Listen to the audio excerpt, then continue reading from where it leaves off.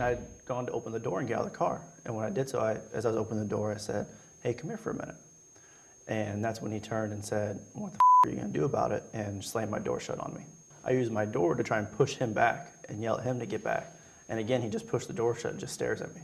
And as I look back at him, all of a sudden, punches start flying. I take it out and I come up, I pointed at him. And when I said, "Get back or I'm gonna shoot you." And then his response, immediately, he grabbed the top of my gun. And when he grabbed it, he said, "You're too much of a to shoot me."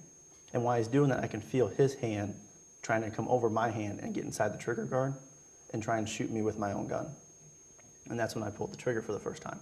The gun was actually being jammed by his hand on top of the firearm. So I tried again, and again another click.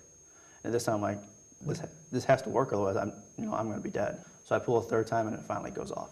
That was the first time you'd ever used your gun, right? Yes, it was. In all your years as a police officer? Yes. Then I go to exit my car. And when I'm getting out, I use my walkie and I say, "Shots fired, send more cars." And I start chasing after Michael Brown. My job isn't to just sit and wait. I have to see where this guy goes. When he stopped, he turned and faced me. And as he does that, his right hand immediately goes into his waistband.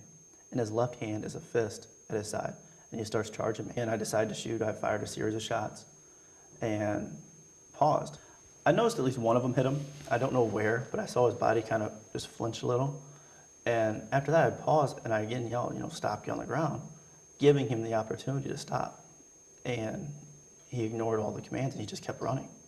Well, this time he's about 15 feet away. So I start backpedaling because he's just getting too close and he's still not stopping. He gets to about 8 to 10 feet, and as he does that, he kind of starts to lean forward like he's going to tackle me. And I fired, and what I saw was his head, and that's where it went. Is there anything you could have done differently that would have prevented that killing from taking place? No. Nothing? No. If Michael Brown were white, this would have gone down in exactly the same way? Yes. No question? No question. Something you think that will always haunt you?